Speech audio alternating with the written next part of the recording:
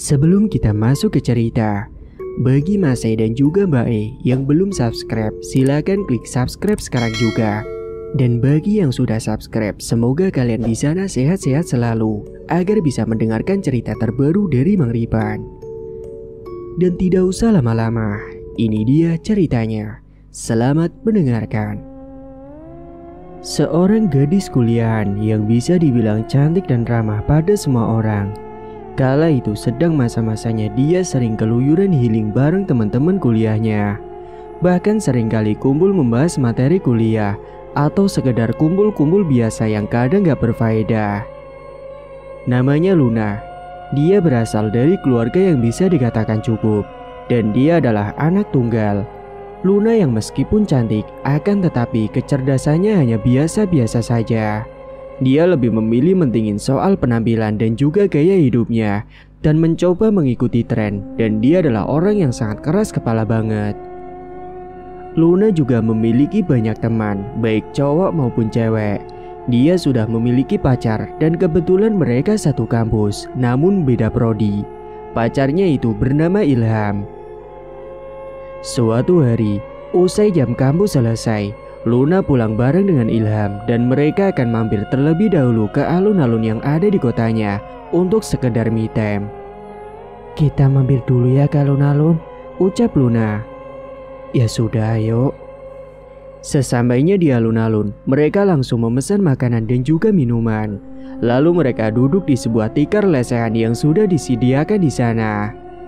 Mereka duduk berdua sambil melihat pemandangan jalan yang berlalu lalang banyak orang yang sedang beraktivitas.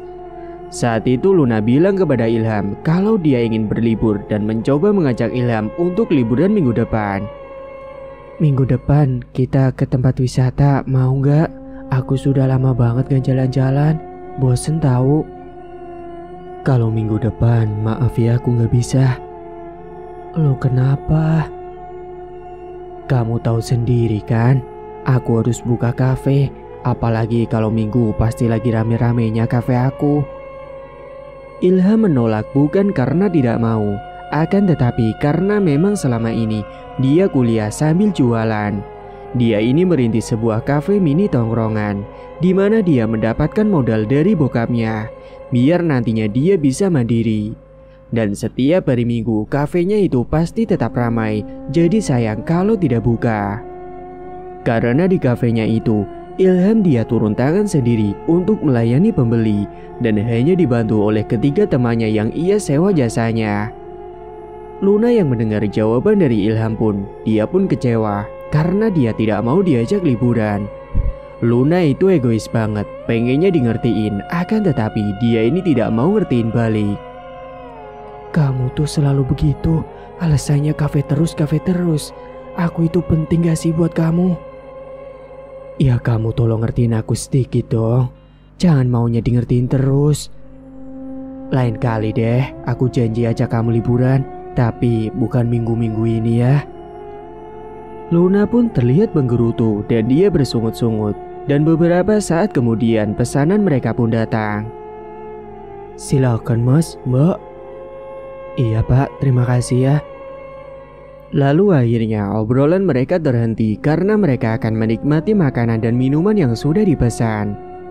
Sembari mereka melihat orang yang berlalu lalang dan mereka mencoba melupakan pembahasan sebelumnya. Kemudian mereka bercanda satu sama lain.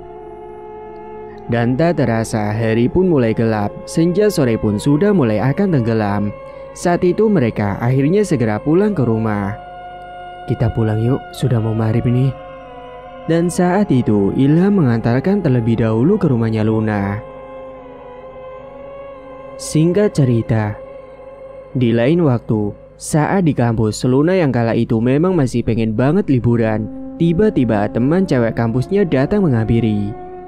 Cecilia menghampiri Luna yang sedang duduk di bangku taman kampus. "Ngapain sih Lun melamun?" tanya Cecilia.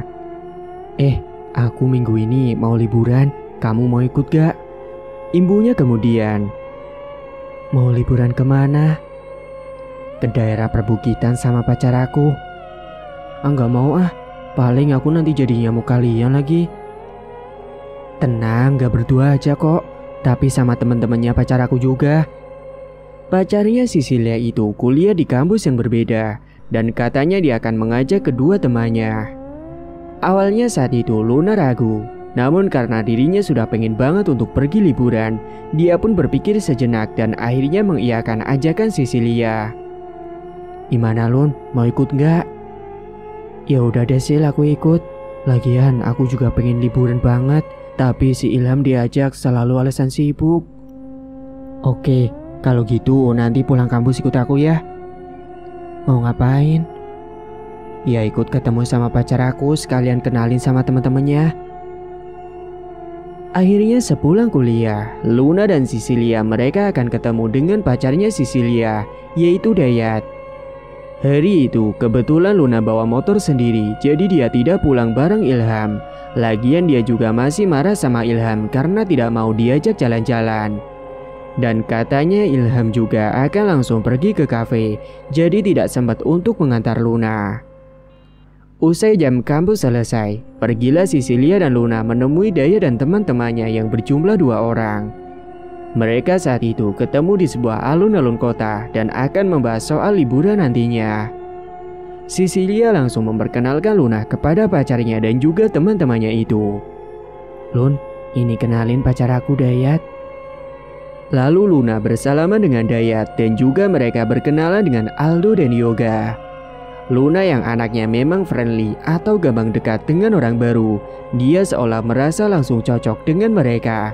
Padahal kala itu mereka baru kenal, bahkan obrolan mereka pun sama-sama nyambung. Gimana, nanti jadi kan? Tanya Cecilia. Ya jadi dong. Oh iya, ini nanti Luna mau ikut juga sama kita. Iya bagus dong, nanti bakalan rame. Gimana nanti di sana kita akan menginap semalam dan kita akan bakaran-bakaran di sana. Gimana, setuju gak? Iya aku setuju, ucap Cecilia. Kalau kamu gimana Lun, setuju kan? Aku ikut aja deh. Kemudian di tengah perbincangan mereka ketika semuanya masih sibuk masing-masing, tiba-tiba saja salah satu teman Dayat yang bernama Aldo, dia meminta nomor WA kepada Luna. Lun, aku minta nomor WA kamu, boleh gak? Oh iya boleh, ini di save ya. Sungguh fatal sekali Luna itu, malah memberikan nomor WA kepada temannya Dayat. Entah bego atau lupa, padahal dia itu sudah punya pacar. Hari pun mulai sore dan mereka bergegas untuk pulang ke rumahnya masing-masing. Malam harinya, Luna yang sedang berbaring mengistirahatkan tubuhnya, tiba-tiba dia mendapatkan pesan dari Aldo. Dia ngechat dan menanyakan nantinya pas liburan Luna itu mau bawa motor sendiri atau mau boncengan. Luna, nanti minggu kamu mau bawa motor sendiri atau mau boncengan? Kayaknya aku mau naik motor sendiri aja deh. Kenapa nggak boncengan aja? Nanti kan bisa sama aku. Enggak deh, maaf ya, makasih. Oh gitu, ya udah. Luna saat itu memutuskan akan membawa motor sendiri saja karena dia tidak enak jika nanti berboncengan dengan laki-laki lain karena dia sudah punya pacar. Dan menurut Luna, Daya dan kedua temannya itu lumayan ganteng. Bahkan mereka juga ada aura-aura playboynya. Namun Luna tidak peduli karena yang terpenting saat itu minggu ini dia bisa pergi liburan. Dan malam itu juga Luna langsung mengabari Ilham. Dia menelpon Ilham kalau dia akan pergi liburan bersama dengan teman ceweknya dan juga pacar teman ceweknya itu. Ilham yang saat itu baru sampai di rumah dari kafenya langsung berbaring dan tiba-tiba mendengar HP-nya itu berdering. Saat dia lihat ternyata ada panggilan telepon dari Luna. Segera dia pun mengangkat telepon itu. Ada apa Lun? Kamu baru pulang ya? Iya nih, baru aja nyampe. Aku juga baru rebahan. Kenapa kau nelpon? Tumben. Iya, aku mau ngasih tahu kamu. Soal apa? Nanti aku minggu ini mau pergi liburan sama Cecilia. Berapa orang? 5 orang sayang. Lah emang siapa lagi? Aku, Sisilia sama 3 cowok. Yang satunya ada pacar Sisilia. Terus aku juga nanti rencananya sih mau nginep di sana. Luna, aku gak izinin kamu pergi. Loh, emangnya kenapa? Kamu kan tahu sendiri, aku pengen liburan, tapi kamu selalu nolak. Itu gak baik buat kamu, Luna. Dan setelahnya Ilham mencoba menanyakan siapa ketiga cowok itu. Akhirnya Luna menyebutkan nama ketiga cowok itu. Yang ternyata Ilham kenal dengan 3 cowok itu. Tapi bukan kenal akrab, melainkan cuma tahu saja. Menurut Ilham, ketiga cowok itu gak baik. Namun Luna malah kesal atas penolakan yang tidak mengizinkan Luna pergi. Aku tahu siapa mereka. Dan menurutku itu, mereka itu gak baik. Aku takut kamu nanti kenapa-napa. Percaya sama aku. Tapi aku udah ketemu sama mereka. Dan mereka baik-baik saja kok. Mereka biasa-biasa saja. Pokoknya mau dapat izin dari kamu atau tidak, aku akan tetap pergi liburan bareng mereka. Kekeh Luna. Saat itu Luna sudah kekeh ingin liburan dan dia tidak mengindahkan larangan dari Ilham. Dia malah menyalahkan Ilham karena gak mau pergi liburan bareng. Padahal Luna sendiri yang tidak mau ngertiin Ilham yang sedang merintis karir demi masa depannya. Juga biar bisa nyenangin Luna. Tetapi Luna malah egois dan maunya benar dan menang sendiri. Kala itu bertengkarlah mereka di telepon dan Luna tidak mau mendengarkan larangan Ilham membuat Ilham akhirnya capek dan lelah atas keegoisan Luna tersebut. Hingga Ilham dengan tegas berkata kepada Luna, "Sebenarnya maumu apa kalau terus begini? Kamu lebih percaya sama orang yang baru kamu kenal dibandingkan dengan aku yang udah kenal lama sama kamu. Maumu itu apa sih?" Luna yang kalap dan emosi saat itu malah mengatakan hal fatal. Dia merasa dirinya yang seolah tersakiti. Si Luna ini bisa dibilang si playing victim. Luna juga bilang minta putus sama Ilham saat itu juga. Ya udah kalau kamu gak mau nurut sama aku juga gak mau dengerin omongan kamu. Dan mending kita mulai sekarang kita putus. Kamu bukan pacarku lagi, ucap Luna. Ilham yang sudah mulai lelah atas sikapnya itu. Dia juga sudah capek kuliah lanjut kerja malah dapat hal beginian. Dia pun dengan mantap dan tegas milih mentingin karirnya daripada mentingin si Luna. Oke, cukup sekian jika itu maumu. Dan jangan hubungi aku lagi jika terjadi apa-apa. Yang perlu kamu tahu, apa yang aku larang untukmu itu juga untuk kebaikanmu sendiri. Dan satu pesan terakhirku, rubahlah sikap egoismu itu jika tidak ingin menyesal di kemudian hari.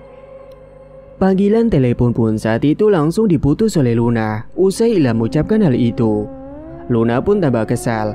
Dia merasa paling tersakiti, tapi nyatanya sebenarnya dia sendiri yang membuat hal itu semakin rumit.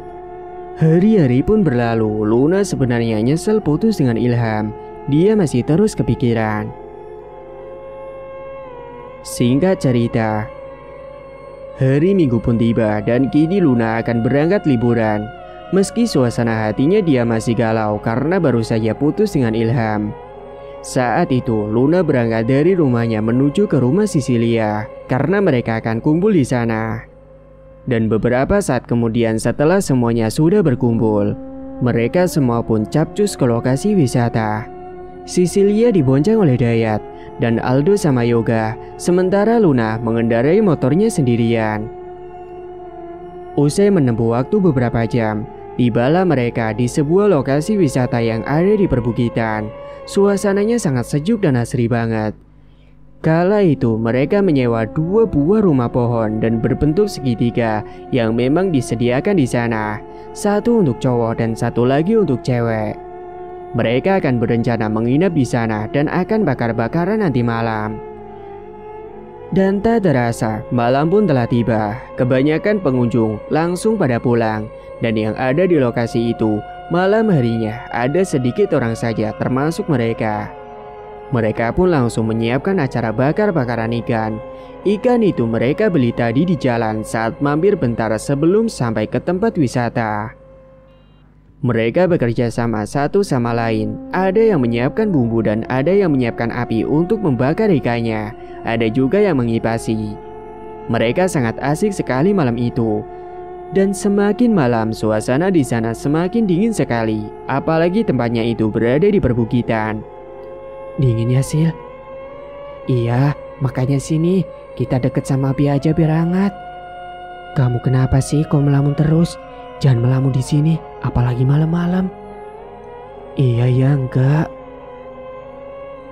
Beberapa saat kemudian, usai selesai bakar-bakaran, mereka duduk di sekitaran perapian sembari menghangatkan tubuh. Saat itu Aldo main gitar yang memang sudah disediakan di sana. Namun saat itu, Luna masih teringat sangat galau, apalagi ketika mendengar mainan gitar dari Aldo yang sangat melo sekali, membuatnya semakin galau dan murung. Dan di saat semuanya lagi pada sibuk masing-masing, Aldo mendadak menghampiri Luna dan menanyakan Luna yang terlihat sedang murung. Lun, dari tadi aku perhatiin kamu murung terus, kenapa? Luna pun akhirnya bercerita kepada Aldo kalau dia sudah putus sama Ilham, dan parahnya dia bercerita seolah dia yang paling tersakiti. Aku sudah putus sama pacar aku, Duk. Loh, emangnya kenapa? Dia yang mutusin aku, padahal dia sendiri yang tidak mau ngertiin aku. Dia malah sibuk dengan kafenya. Ya udah, nggak usah sedih lagi. Kan ada aku, rayu Aldo. Luna pun tersenyum terpaksa kepada Aldo karena dia belum bisa untuk membuka hatinya kepada pria lain. Tanpa disangka-sangka malam itu ternyata Dayat membawa beberapa miras dan mereka diam-diam minum di rumah kayu itu dan bahkan Sisilia juga ikut minum di sana. Saat itu Aldo tiba-tiba saja menawarkan miras kepada Luna untuk ikutan minum.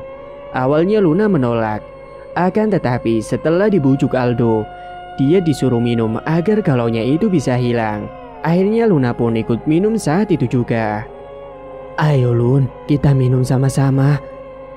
Enggak, kalian aja. Udah ayo minum, nanti biar galau kamu itu hilang. Ah, masa sih? Iya serius deh, ayo minum sedikit aja gak apa-apa. Di dalam rumah kayu yang dalamnya lumayan luas itu, mereka berlima berkumpul jadi satu dan mereka minum-minum di sana. Kala itu Sisilia dan Luna ada di rumah kayu si cowok-cowok. Dan tak berselang lama, Sisilia serta Luna akhirnya mabuk dan ambruk di situ karena mereka meminum miras terlalu banyak sekali. Seluruh badannya melemas dan pikirannya terbang kemana-mana. Ternyata Dayat dan juga temannya itu memang sudah merencanakan niat buruk. Dan dalam situasi yang sepi itu, Dayat, Aldo, dan Yoga dengan tega mereka menggilir Luna dan Sisilia secara bergantian yang saat itu sedang dalam keadaan mabuk. Luna dan Sisilia tak menduga akan diperlakukan seperti itu. Mereka hanya mendesak kesakitan, namun tidak bisa berpikir jernih karena sedang dalam pengaruh mabuk. Dan tak sadar atas apa yang mereka lakukan padanya dan juga pada Sisilia. Bahkan kala itu, Aldo sempat merekam aksinya itu. Hingga setelah melakukan aksinya itu, Daya dan kedua temannya mutusin untuk tukaran rumah kayu dan pindah ke rumah satunya. Sedangkan Luna dan Sisilia tergolek lemas tak sadarkan diri di dalam rumah kayu itu. Hingga beberapa jam kemudian, Luna dan Sisilia yang baru sadar, mereka terkejut karena seluruh pakaiannya sudah acak-acakan, kancingnya terbuka, dan celana mereka terlepas. Mereka juga merasakan sakit pada bagian anunya, dan ada beberapa bercak cairan di baju dan sekitaran lantai mereka. Sontak mereka berdua langsung teriak dan nangis, dan Luna juga sangat syok saat itu. Dayat, Aldo, dan Yoga yang mendengar teriakan itu langsung menghampiri Luna dan Sisilia menanyakan apa yang telah terjadi pada mereka berdua. Kita kenapa bisa seperti ini? Kalian apakan kita? Ucap Sisilia. Namun saat itu, Dayat malah mengancam Sisilia dan Luna.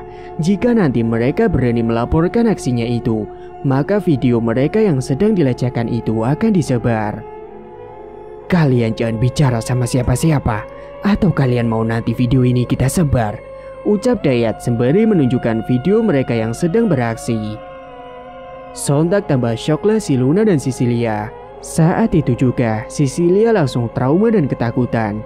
Mereka berdua hanya bisa diam dan menangis.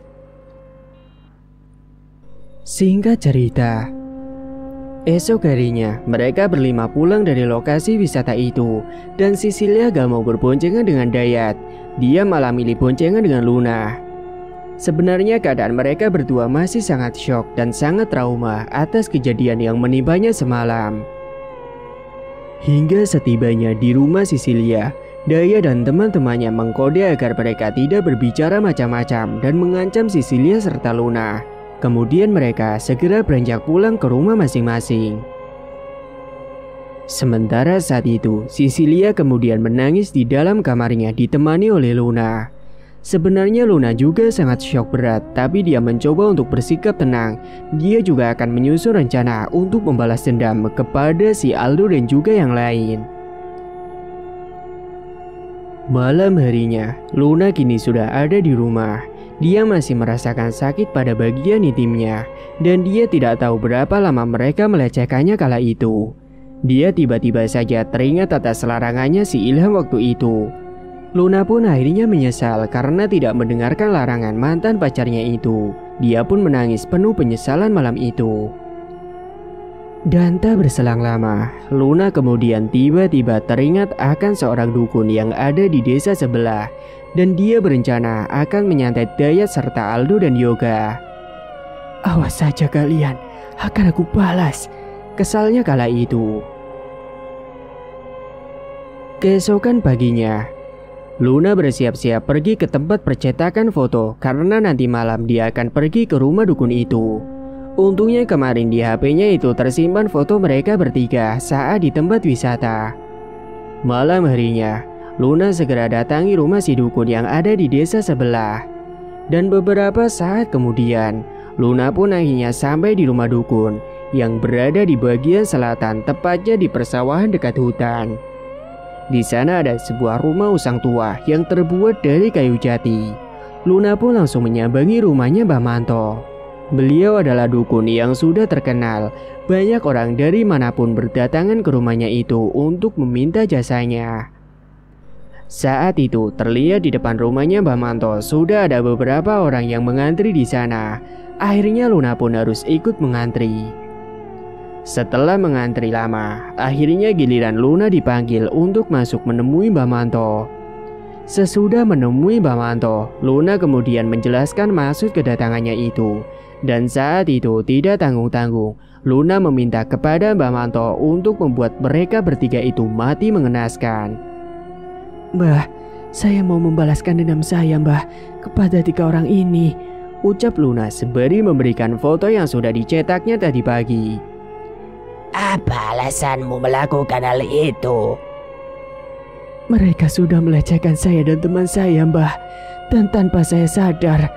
Pokoknya saya mau mereka bertiga mati mengenaskan, Mbah. Saya tidak terima, ucap Luna. Mbah Manto pun mangut-mangut mengerti apa yang sudah dijelaskan oleh Luna. Baiklah, nanti akan aku kirim telur pocong abang pada mereka bertiga. Tapi ada syaratnya. Apa, Mbah? Foto kan? Ini sudah saya kasih, Mbah, fotonya. Bukan itu, tapi kamu harus bayar mahar terlebih dahulu. Baik, Mbah, tenang aja, sudah saya siapkan. Ritual pun dilakukan saat itu juga, dengan nantinya Mbah Manto akan mengirimkan sosok pocong abang untuk meneror mereka bertiga sampai mereka mati. Saat itu Luna langsung diajak masuk ke dalam ruangan ritual yang ada di dalam rumahnya Mbah Manto. Di dalam ruangan ritual itu sudah ada beberapa sesajen dan juga kemenyan yang sudah dibakar oleh Mbah Manto. Kemudian Mbah Manto merapalkan mantranya sambil mulut yang terus berkomat-kamit.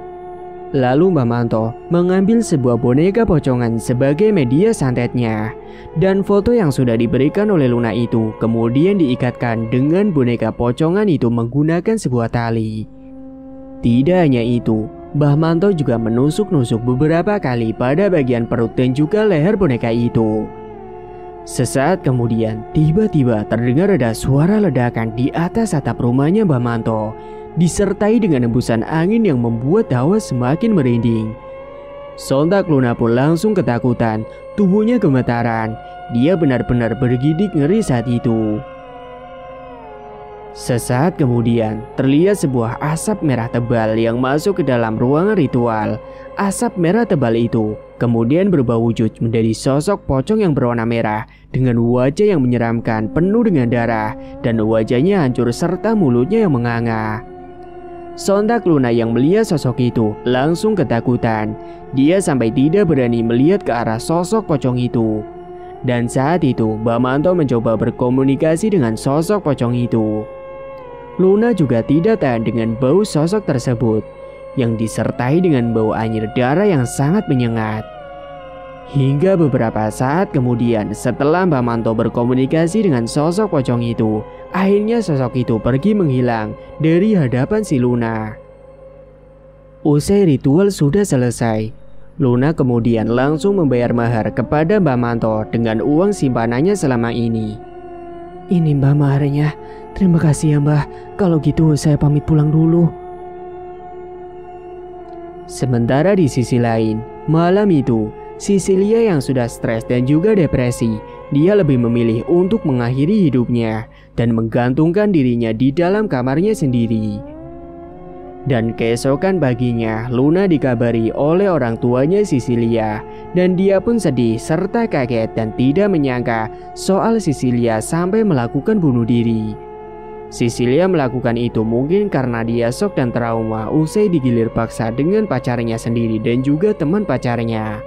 Cecilia juga tidak ingin ketahuan hamil nantinya, karena itu nantinya akan membuat orang tuanya malu. Dan dia yang sudah buntu akhirnya memutuskan untuk bunuh diri malam itu juga. Luna pun akhirnya datang ke rumah duka untuk bertakziah. Apalagi Cecilia ini adalah teman dekatnya. Luna pun semakin geram dengan ketiga anak bangsat itu. Apalagi Dayat yang sudah diberitahu Cecilia meninggal karena bunuh diri, dia tetap tidak peduli dan tidak datang ke rumah. Singkat cerita, sementara di sisi lain, saat malam hari di rumahnya Dayat, dia yang sedang tidur tiba-tiba saja mendengar ada suara yang mengetuk jendela kamarnya beberapa kali, membuat dirinya jadi tidak nyenyak tidurnya. Siapa sih, berisik banget, ucapnya yang setengah sadar. Saat itu, Dayat pun terbangun mencoba untuk melihat ada siapa sebenarnya di jendela kamarnya itu. Kemudian dia pun membuka jendela kamarnya, dan saat dibuka jendelanya, betapa terkejutnya ia ketika di depan jendela kamar itu sudah ada sosok pocong abang berdiri di sana dengan wajah yang sangat menyeramkan. Baunya juga sangat busuk sekali. Sontak Dayat pun jatuh terduduk dan tubuhnya juga kaku. Sosok itu mendekat ke arah Dayat dan ketika tepat berada di depan wajahnya, Dayat tidak bisa berbuat apa-apa karena tubuhnya tak bisa digerakkan. Mulutnya ingin teriak tapi tidak bisa, seperti terkunci. Akhirnya sosok pocong abang itu meludahkan liurnya tepat di wajah Dayat.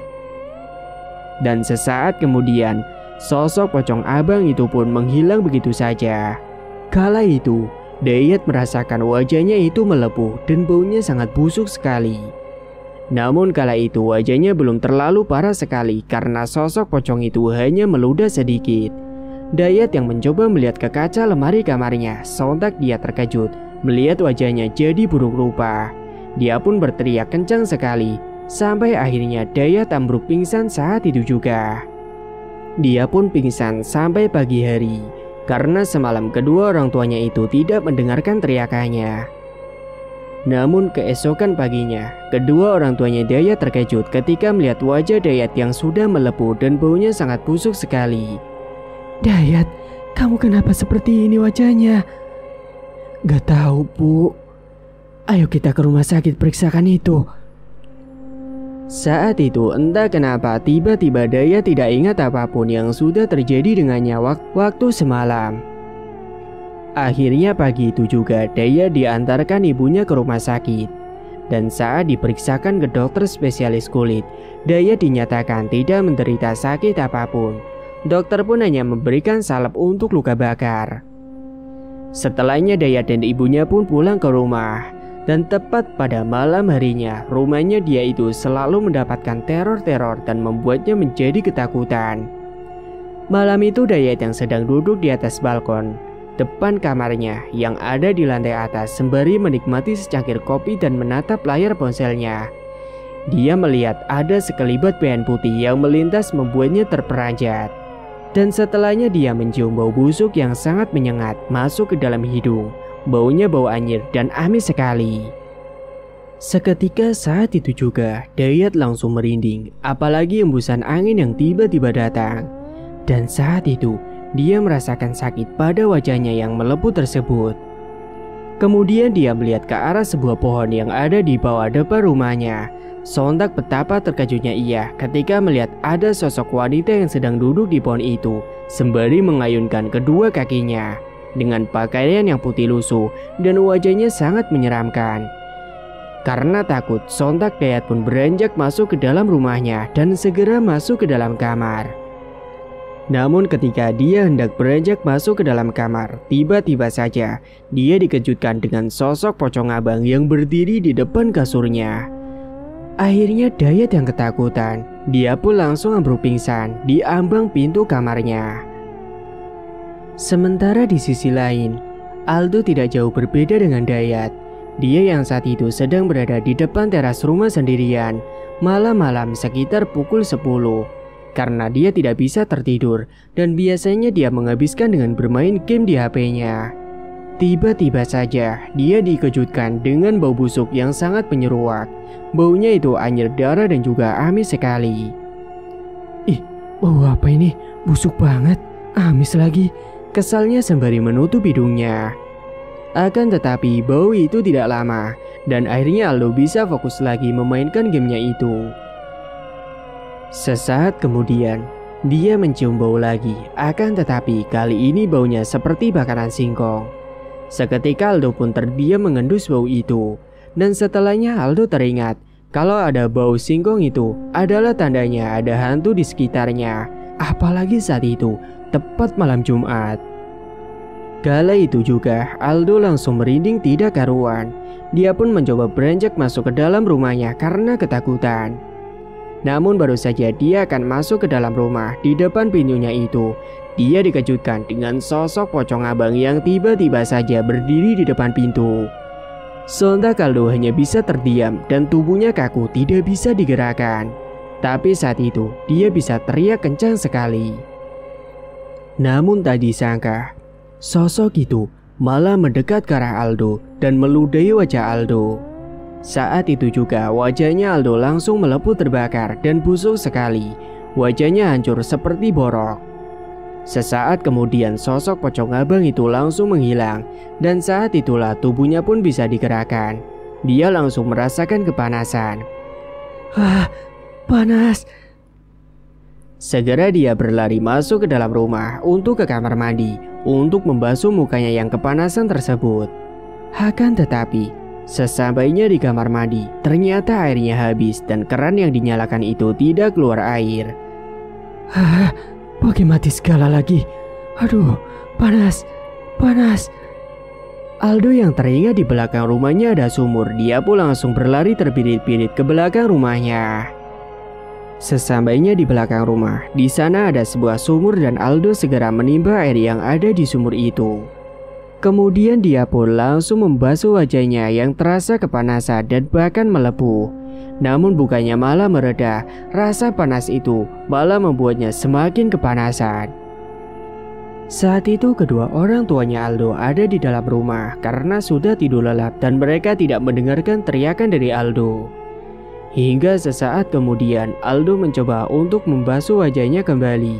Namun ketika dia mendengar ke arah air di dalam timba itu, betapa terkejutnya ia karena air yang ada di ember timba itu berubah menjadi darah yang merah kental.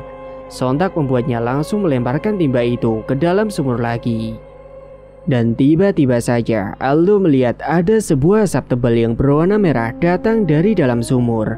Kemudian asap tebal berwarna merah itu berubah perlahan menjadi sosok pocong abang yang Aldo lihat tadi di depan pintu rumahnya. Tiba-tiba saja sosok pocong abang itu langsung berpindah di belakang tubuhnya Aldo. Setelah dia berteriak kencang dan tubuhnya langsung didorong masuk ke dalam sumur itu. Akhirnya tubuh Aldo pun masuk ke dalam sumur yang sangat dalam sekali. keesokan harinya. Dayat yang semalam pingsan akhirnya sadar juga dari pingsannya. Dia merasa sangat lemah sekali dan merasa demam. Sedangkan kedua orang tuanya Aldo panik mencari keberadaan Aldo yang tidak ada di dalam rumahnya. Karena ibunya berpikir Aldo sedang pergi ke rumah temannya, dia pun tidak mencari keberadaannya. Pagi itu, ibunya yang sedang menjemur pakaian di belakang rumah tepat di dekat sumur itu tiba-tiba saja mencium bau busuk yang sangat menyengat. Karena penasaran, akhirnya dia pun mencoba mengecek ke dalam sumur karena baunya seperti berasal dari sana. Saat itu ibunya terkejut ketika melihat ke dalam sumur karena di dalamnya sudah ada mayat yang mengapung. Dan saat itu dia kaget kalau mayat yang terapung itu adalah Aldo, anaknya sendiri. Ya Allah, Aldo, tolong. Ibunya langsung teriak kencang dan hingga pada akhirnya beberapa tetangganya datang menghampiri dan menanyakan kepada ibunya Aldo apa yang terjadi. Ada apa, Bu? Ini, Pak, anak saya ada di dalam sumur itu. Astagfirullahaladzim. Lalu segera saat itu juga mayat Aldo segera diambil dari dalam sumur dan akan dimakamkan hari itu juga. Sontak semuanya terkejut karena jasadnya Aldo di bagian wajahnya melepuh dan penuh dengan luka borok yang baunya sangat busuk sekali. Ibunya yang melihat wajah jasad anaknya pun langsung ambruk pingsan saat itu juga. Hari itu juga jenazahnya Aldo akan segera dimakamkan. Namun saat itu Dayat tidak datang melayat ke rumahnya Aldo karena dia malu wajahnya melepuh. Sementara Yoga, dia datang waktu itu karena dia saat itu belum mendapatkan teror pocong itu. Saat jenazah Aldo sedang dimandikan, tiba-tiba mengeluarkan bau yang sangat busuk sekali, membuat para petakziah yang datang ke rumahnya itu sampai menutup hidungnya semua karena tidak kuat. Setelahnya jenazah Aldo segera dimakamkan di pemakaman terdekat. Singkat cerita, sementara di sisi lain, saat itu Yoga di dalam rumahnya yang sedang makan sendirian di ruang makan karena semua anggota keluarganya sudah makan semua. Tiba-tiba saja dia mencium bau busuk yang menyeruak ke dalam hidungnya. Baunya seperti bau bangkai tikus dan juga amis anyir darah. Hal itu membuatnya jadi tidak nafsu makan dan menghentikan makannya yang masih sisa sedikit. Sesaat kemudian dia malah dikejutkan dengan sekelibat bahan hitam yang melintas membuatnya sontak terperanjat. Karena takut, Yoga pun beranjak pergi masuk ke dalam kamarnya dan dia langsung berbaring menenggelamkan tubuhnya di balik selimut. Yoga juga tidak peduli baru makan. Setelahnya dia dikejutkan dengan suara yang mengetuk pintu kamarnya beberapa kali, namun tidak ada suara yang terucap. Yoga kira saat itu adalah ibunya yang datang dan tidak memanggilnya, hanya mengetuk pintu saja. Akhirnya dia pun bangkit dari kasurnya untuk membukakan pintu itu. Dan saat pintu kamarnya dibuka, betapa terkejutnya ia ketika di depan pintu itu sudah ada sosok pocong abang yang sangat menyeramkan sekali. Baunya yang sangat busuk itu sama persis dengan apa yang Yoga hirup saat di ruang makan. Sontak tubuhnya langsung terbujur kaku di ambang pintu dan mulutnya seperti terkunci, tidak bisa teriak sama sekali. Sosok pocong abang tersebut kemudian meniupkan ke wajahnya Yoga saat itu juga. Usai melakukan hal itu, sosok itu langsung menghilang entah kemana. Dan saat itu juga akhirnya Yoga tersadar dari tubuhnya. Sesaat kemudian dia pun merasakan kepanasan pada wajahnya yang tiba-tiba melepuh. Yoga kemudian berkaca di depan lemari kamarnya dan betapa terkejutnya ia ketika melihat wajahnya hancur dan melepuh. Seketika di belakang tubuhnya itu sudah ada sosok pocong yang berdiri dan mengikuti Yoga berlari. Pergi. Namun sosok pocong abang itu malah mengatakan sesuatu yang membuat Yoga semakin ketakutan. Dia yang terus berlari ketakutan tidak sadar kalau dirinya berlari sampai di depan jalan raya yang ada di depan rumahnya itu. Karena kebetulan rumahnya itu berada di pinggir jalan raya, dia yang tidak fokus karena ketakutan. Akhirnya ada sebuah truk yang melintas dengan kecepatan tinggi, menabrak dirinya yang berlari ke tengah jalan. Akhirnya tubuhnya Yoga pun tertabrak dan terlindas sebuah truk di depan rumahnya sendiri. Semua warga geger dan segera memberitahu orang tuanya yang ada di dalam rumah. Tubuh Yoga itu ringsek parah karena terlindas truk, bahkan darahnya juga bercucuran di jalan raya. Orang tuanya terkejut dan sedih sekali mendengar anaknya terlindas sebuah truk dan tewas saat itu juga. Akhirnya semua potongan tubuhnya itu dikumpulkan untuk besok akan dimakamkan. Malam itu di rumahnya ramai sekali karena berjaga sebab besok akan dimakamkan jasadnya si Yoga itu. Beberapa keluarganya kumpul di rumah. Saat itu di dalam rumahnya Yoga suasananya sangat aneh. Tidak seperti biasanya, sunyi semua yang pada begadang pun merasa merinding. Hembusan angin kencang pun masuk ke dalam rumahnya membuat semua bulu kuduk berdiri ketakutan. Sesaat kemudian, ada salah satu keluarga yang melihat ada sebuah asap yang perlahan-lahan berubah menjadi sosok pocong abang. Dan saat itu, dia yang melihat sosok pocong menyeramkan itu, akhirnya ambruk pingsan di tempat.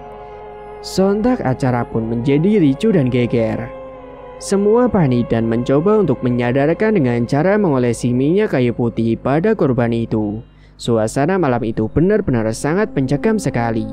Dan beberapa saat kemudian akhirnya dia pun sadar dan menceritakan apa yang dia lihat tadi. Semua yang mendengarkan itu langsung tambah takut.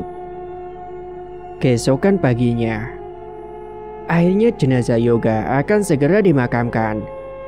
Dayat yang mendengar teman-temannya telah meninggal, dia pun sedih tidak bisa datang karena dia malu. Singkat cerita, setelah Aldo dan Yoga meninggal, kini Dayat yang ada di dalam rumah. Setiap malamnya dia selalu diteror sosok pocong abang yang membuatnya tidak bisa tidur. Malam ini Dayat yang ada di dalam kamarnya tiba-tiba saja dia dikejutkan dengan suara dengkuran yang sangat keras sekali. Sontak dia pun terkejut karena di dalam kamarnya itu dia tidur sendirian. Malam ini kamu akan mati. Tiba-tiba saja Dayat dikejutkan dengan suara yang mengancam. Dirinya pun semakin ketakutan. Kemudian saat dirinya membalikkan tubuhnya ke samping, dan saat itu tiba-tiba saja dia dikejutkan dengan sosok pocong yang berbaring tepat di samping kasurnya. Sontak Dayat pun langsung berteriak.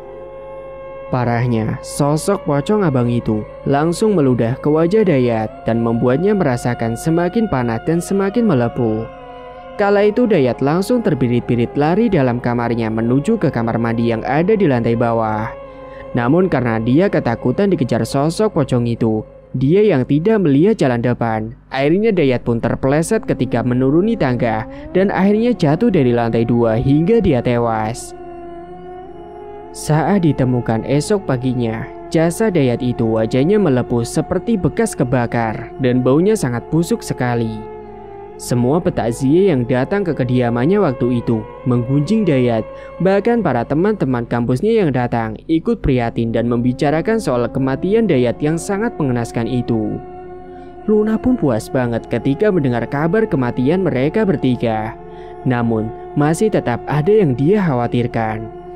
Dan ternyata apa yang dikhawatirkan dirinya itu terjadi. Luna mual-mual dan dia dinyatakan hamil di luar nikah. Frustasilah dia. Kala itu Luna pun dimarahi oleh orang tuanya dan akhirnya berhenti kuliah. Kamu hamil dengan siapa, Luna? Jawab, bentak bapaknya. Siapa laki-laki yang sudah berani menghamili kamu? Bilang siapa? Imbu bapaknya dengan kesal. Waktu itu aku menginap di tempat wisata. Aku gak tahu kalau ternyata laki-laki pacar dari temen aku sudah merencanakan ini semua. Mereka mabuk dan menjebak aku dan Sisilia hingga akhirnya kita berdua terkapar dan dilecehkan. Jelas Luna. Kurang ajar. Sekarang mereka di mana? Mereka bertiga sudah meninggal. Hah? Kok bisa? Iya, selama ini aku yang dendam sama mereka. Akhirnya aku pergi ke dukun untuk menyantet mereka bertiga, Pak. Kedua orang tuanya tidak habis pikir atas apa yang dilakukan oleh Luna itu. Mungkin dia kala itu sudah sangat hati sekali dan akhirnya tidak bisa berpikir jernih sampai pergi ke dukun untuk membalas dendamnya itu. Namun meskipun begitu, meskipun kedua orang tuanya kecewa pada Luna, kedua orang tuanya tetap menjaga Luna karena Luna ini adalah anak tunggal yang dimanja dan selalu disayang oleh kedua orang tuanya. Dan ketika mendapat kabar kalau Ilham akan lamaran dengan wanita lain, tambah frustasilah si Luna. Luna pun menyesal karena dulu tidak mendengarkan apa yang diucapkan oleh Ilham. Aku menyesal sekarang. Kenapa dulu aku egois dan keras kepala? Andai saja aku dulu mau mendengarkan ucapan Ilham, pasti sekarang aku tidak seperti ini. Dan aku pasti sudah lamaran dengannya, ucapnya kala itu. Naasnya, di saat usia kandungannya menginjak 5 bulan, Luna mengalami keguguran karena kondisi mentalnya yang kala itu sedang stres. Kini, dia jadi pendiam dan sering melamun sendirian di dalam rumahnya. Dan ketika Luna berada di dalam kamar, dia selalu teringat kejadian waktu itu saat dia sedang di tempat wisata yang ada di perbukitan di mana dia dan Sisilia digilir oleh ketiga laki-laki. Dan setelah mengingat kejadian itu, dia langsung menangis histeris dan juga teriak-teriak. Sampai benda-benda yang ada di dalam kamarnya itu diambil dan dia lempar untuk melampiaskan emosinya. Saat itu Luna memecahkan foto dengan Ilham yang masih terpajang di meja samping kasurnya. Bahkan sampai mengacak-acak kasur spray dan rambutnya sendiri. Benar-benar sudah seperti orang gila. Dia juga tidak terurus, tubuhnya semakin kurus, wajahnya sudah tidak secantik dulu lagi. Dia juga tidak mau makan sama sekali. Sesekali dia tertawa, tapi nanti menangis lagi dan teriak-teriak terus setiap harinya seperti orang yang sudah kehilangan akal. Orang tuanya sangat prihatin melihat keadaan anak semata wayangnya itu. Bahkan orang tuanya juga kini sudah menyewa dokter psikis untuk membantu memulihkan mental Luna. Sementara Ilham sekarang sudah berbahagia dengan wanita yang sudah dilamarnya dan dia cantik, pintar, bahkan selalu mengerti dengan kondisi dan keadaan si Ilham. Mereka pun hidup bahagia. Pesan kali ini, jangan sia-siakan orang yang sudah tulus mencintaimu dan jangan menjadi orang yang egois maunya menang sendiri. Sebaiknya kalau baru kenal dengan orang baru, jangan mudah akrab karena kita tidak tahu sifat dan sikap aslinya dari seorang itu, apakah baik atau tidak. Dengarkan ucapan orang yang sudah kenal denganmu karena dia pasti tahu apa yang terbaik dan tidak untukmu. Penyesalan memang selalu datang di akhir. Kalau datangnya di awal, namanya bukan penyesalan melainkan pendaftaran. Tamat. Cerita pun selesai. Terima kasih bagi Mas E dan Mbak E yang sudah setia menyimak cerita ini sampai akhir. Dan bagi yang belum menekan tombol subscribe, silakan klik tombol subscribe sekarang juga. Dan semoga kalian semua dimanapun berada selalu sehat-sehat semua dan dimudahkan segala urusannya. Dan sampai jumpa lagi di cerita terbaru yang akan Mang Ripan bawakan nantinya.